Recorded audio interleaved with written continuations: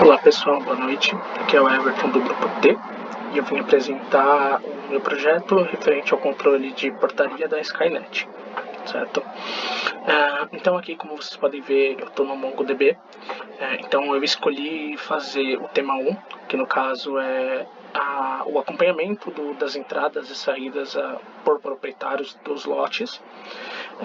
E aí por conta do volume de dados e como está estruturado o banco relacional, deixa eu até mudar aqui para ele, onde vocês podem ver que a gente tem diversas tabelas para poder fazer isso. Então, por exemplo, se eu quiser olhar o lote, eu tenho que linkar o lote no condomínio, aí eu tenho que linkar o proprietário no lote. Se eu quiser pegar os dados do proprietário, aí eu tenho que vir juntar com o proprietário. Então, só para me fazer esse relacionamento aqui, eu vou ter já são 3 tabelas. E aí, se eu quiser pegar ainda mais informações, como da onde a pessoa passou, qual foi a movimentação dela na portaria, tem que envolver mais 4, 5 tabelas, então são muitas tabelas. Então, pensando nisso, para diminuir essa quantidade de joins que a gente tem que fazer, eu optei pelo MongoDB. Por quê? Porque o Mongo, como ele é um banco orientado a documento, a gente não tem o relativo a tabelas, né, que são as collections, onde estão, uma collection nada mais é do que um agrupamento de documentos, e aonde cada registro é um documento. Então, por exemplo, você tem um condomínio, deixa eu entrar aqui no condomínio até para facilitar.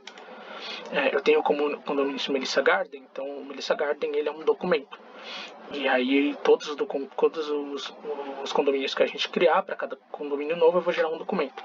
E qual que é a vantagem de eu estar no banco orientado a documento?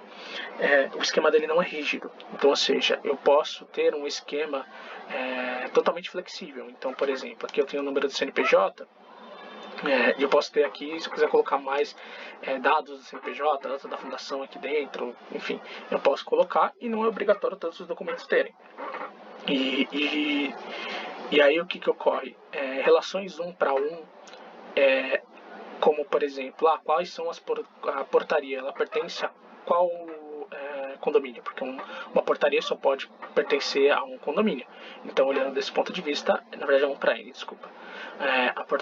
Uma portaria pode pertencer a um condomínio, e um condomínio pode ter várias portarias.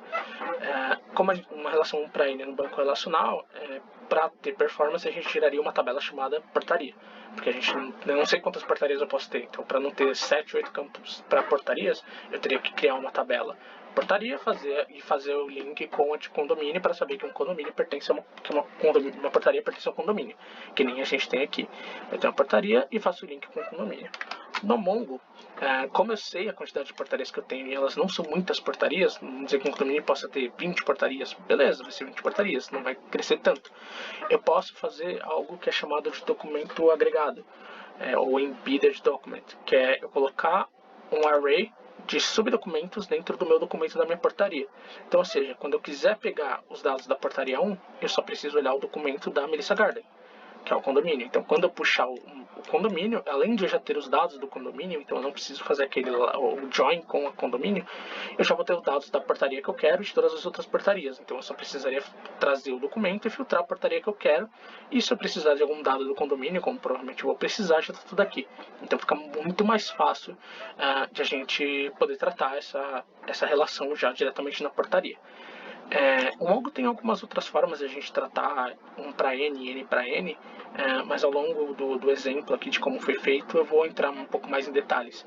Mas aí só exemplificando aqui eu vou ter o endereço, aí o endereço já é outro documento também, porque aqui no caso eu só vou ter um endereço, né, para um condomínio, mas aí então aqui eu vou ter um outro documento onde eu vou especificar qual a rua, o número, bairro, cidade, estado e CEP. O que também diminui um pouco os dados, porque se a gente for ver aqui no modelo relacional, para mim fazer um endereço do condomínio, eu tenho que cadastrar o logradouro daquele condomínio, aí eu tenho que pegar aqui os tipos de logradouro, aí eu tenho que pegar o bairro, eu tenho que pegar a cidade. Então eu tenho diversas tabelas só para controlar o endereço, enquanto que aqui eu tenho somente um segundo documento onde já vou especificar qual é a rua, número, bairro, cidade, estado, CEP. Até aqui, se eu quisesse colocar, por exemplo, o tipo logradouro, e aí logradouro eu poderia colocar, que eu acho que o proprietário está um pouco melhor estruturado isso daqui. E aí fica muito mais simples para a gente fazer o controle, ok? E aí você vê que a gente diminui bastante o número de tabelas. Então com isso a gente ganha muito mais performance. Porque se eu quiser pegar todos os condomínios que estão, por exemplo, na cidade de São Paulo, aqui eu só tenho um. Então, mas para ilustrar, eu só teria que pegar todos os documentos da minha coleção condomínio, aonde a rua, a cidade é São Paulo. Eu não teria que pegar todos os condomínios, fazer o join no logrador, para pegar a cidade. Eu teria que fazer todo aquele caminho que eu tenho aqui. Então imagina, eu tenho que pegar todos os condomínios, fazer o join com a condomínio logradouro, para fazer o join com a CCD logradouro, para poder fazer o join com o bairro, para poder fazer o join com a cidade. Só aí já foram 1, 2, 3, 4, 5 joins. Então você pensa num relatório que a gente precisa ter tempo real, ou near real, ou próximo do real, já tem que fazer 5 joins. Então se eu tenho muitos dados, eu já perdi performance nesse sentido. Então dessa forma fica muito mais prático, muito mais rápido para a gente poder ter esse retorno dos registros, ok? Voltando aqui para as minhas coleções, porque como eu disse, né, o MongoDB, como ele é um banco orientado a documento, eu não vou ter tabelas, né, eu vou ter coleções, e cada coleção eu vou ter um documento, sendo que cada documento é o que equivale a um registro. Aqui eu vou ter o funcionário, então onde é que eu vou ter os dados do funcionário, alguns dados básicos como RG, CPF, aí com o RG eu abri em número do RG, número do dígito, data de cadastro. Aqui no caso todos os funcionários ainda estão ativos, mas como eu disse, o Mongo ele tem um esquema flexível. Então, por exemplo, se esse funcionário for desligado, eu só preciso vir aqui, editar e adicionar, por exemplo, aqui um novo campo chamado data desligue, por exemplo. E eu vou falar que esse funcionário foi desligado em 2022, 5/29. E atualizar meu documento. Deixa eu só testar aqui que ficou desligue. Pronto. Então, e aí você pode ver que eu tenho nesse documento, eu tenho data desligue, nesse eu não tenho. Então essa é uma vantagem que a gente tem em relação ao banco relacional. Porque no banco relacional, eu teria que alterar o meu banco ou colocar um campo chamado data desligue na minha tabela. E a partir de agora, todos os meus registros vão ter esse campo, mesmo que eles estejam nulos. Então isso já vai estar ocupando um espaço em banco. E aí imagina que, ok, isso é somente um campo, mas imagina que eu tenho 3, 4 campos para denotar alguma coisa, por exemplo. Imagina que aqui no condomínio a gente também quer fazer alguns controles a mais. Então, por exemplo, será que o meu condomínio vai ter piscina? Então eu tenho que ir lá e criar um campo chamado piscina. Vou colocar assim ou não. Será que ele tem salão de jogos? Eu vou ter que colocar lá mais um campo de salão de jogos para dizer que ele tem ou não. Por exemplo, aqui na portaria, um exemplo que a gente tem aqui. Eu tenho 3 portarias. Se eu não me engano, a terceira está desligada porque ela foi inativa, então eu tenho data término. Aqui, essa daqui é uma portaria de estacionamento, então ela tem um estacionamento. Então imagina, eu teria que criar dentro da minha tabela de portaria 2 campos, um para saber quando foi fechada, se a portaria está fechada ou não, outra para ter se ela tem garagem ou não.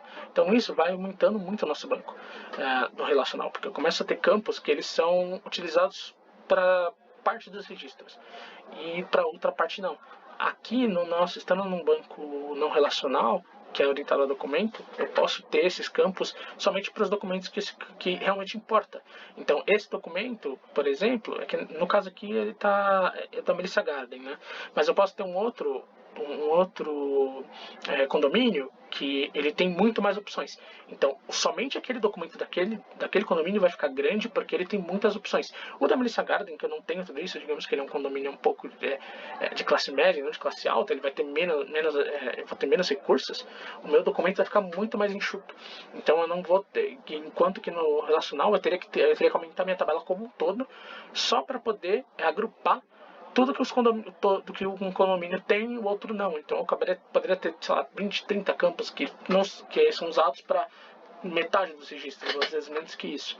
Então isso num banco orientado a documento nos dá essa flexibilidade muito grande de ter esses campos, às vezes, que são aplicados somente para alguns registros, tá? Bem, a movimentação portaria eu vou pular, porque acho que ele é o mais complexo, então eu vou tratar os demais e depois a gente volta aqui para tratar nesse. Então aqui no proprietário, deixa eu só mudar aqui a visualização para ficar um pouco melhor. Aqui no proprietário, então eu vou ter o cadastro de todos os proprietários, e aí aqui mais uma vez, como eu disse, digamos, esse proprietário tem os dados do endereço dele, então eu vou ter aqui os 2 endereços, que nem eu falei, eu posso fazer aqui um array de endereços, então onde cada então acaba sendo uma coleção dentro desse registro.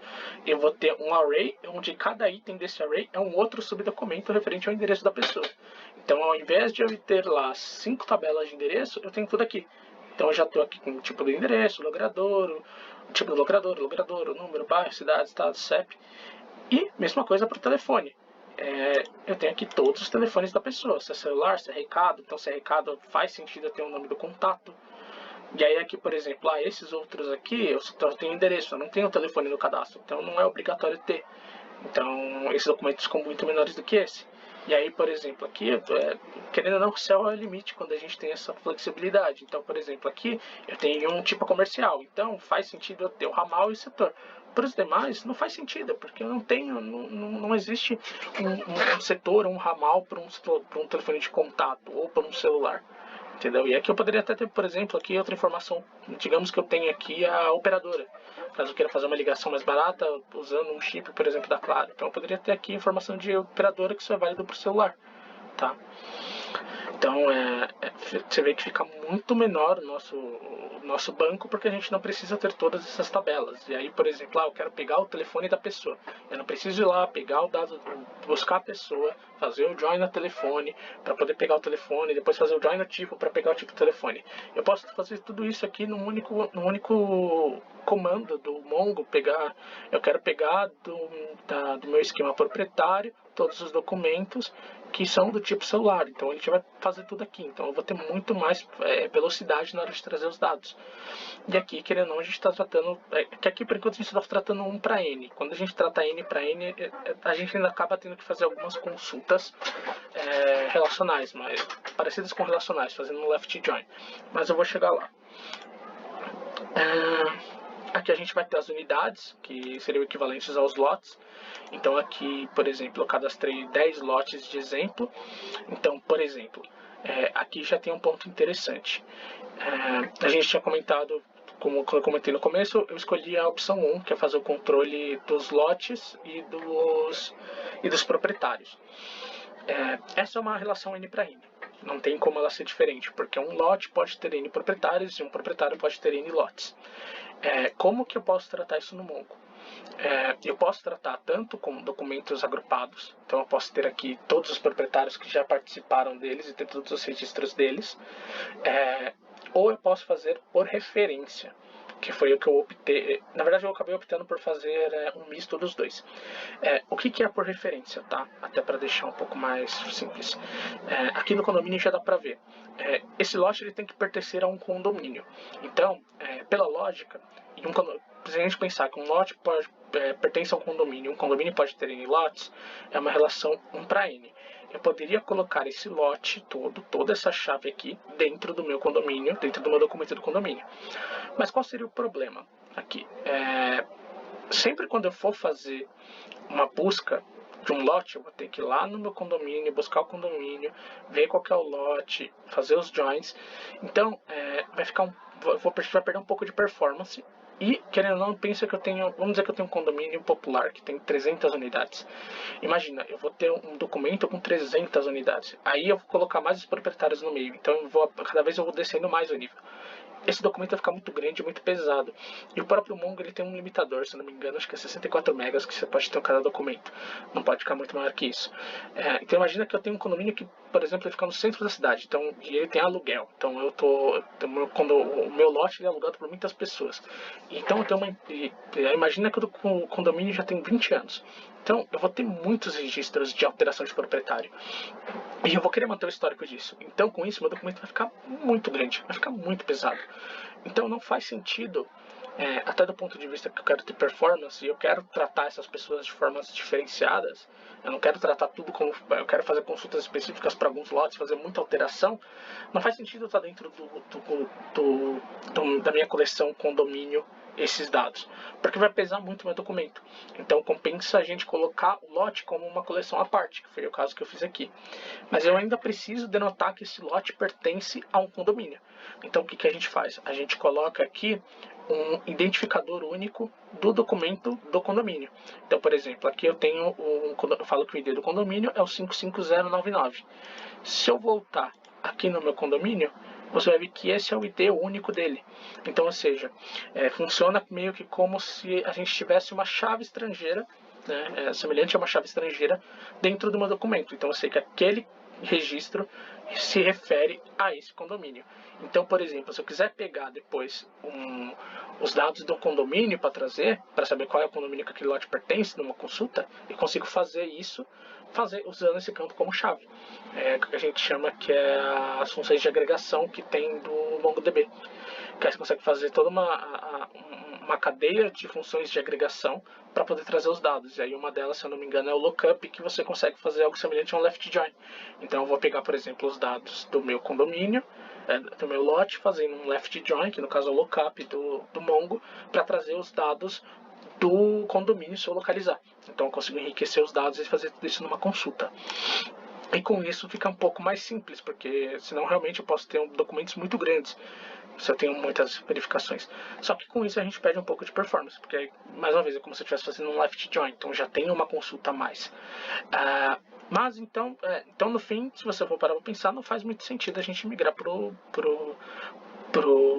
NoSQL, porque você vai ter a mesma consulta.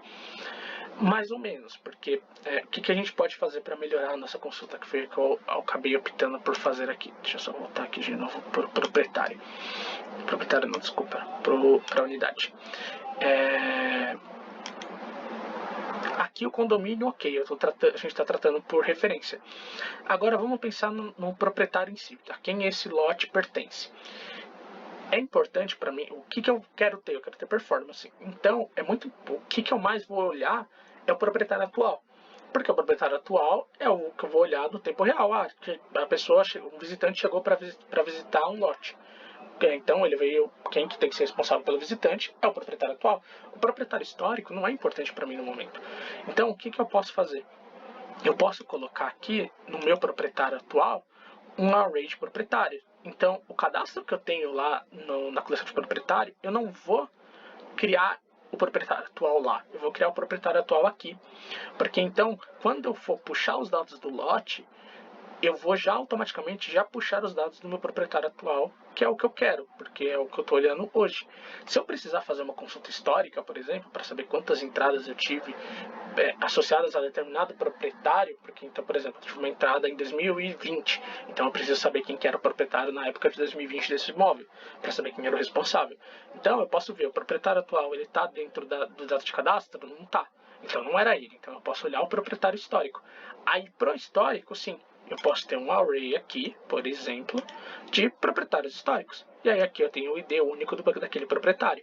Aí eu faço join com a minha coleção, o meu left join com o meu array, com a minha coleção de proprietários. E aí eu consigo trazer os dados daquele proprietário. Agora, o proprietário atual que eu quero ter performance, que eu quero puxar os dados agora, eu pego por aqui. Entendeu? Fica muito mais prático e muito mais rápido. E aqui também, por conta disso, eu posso ter algumas... deixa eu só ver aqui qual que era.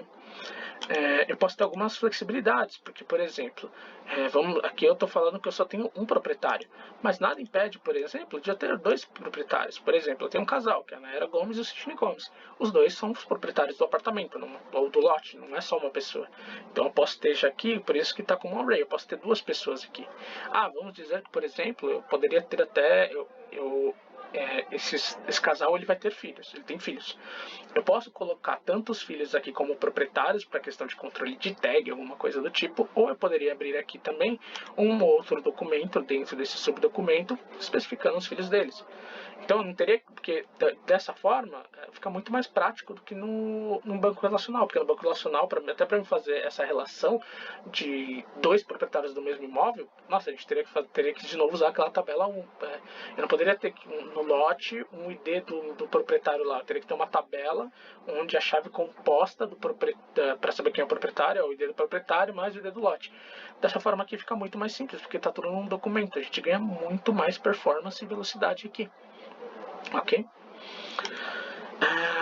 Então vamos aqui também para o visitante. O visitante também é uma outra bem simples. Então aqui eu vou ter só o ID do visitante, o nome do visitante e a data do cadastro. São só alguns dados aqui. A gente poderia enriquecer isso com mais informações, de acordo com o nível de informação que você tem que dar na portaria, de acordo com cada um do condomínio, do nível do condomínio, e aí isso vem bem a calhar a flexibilidade do Mongo em questão de esquema.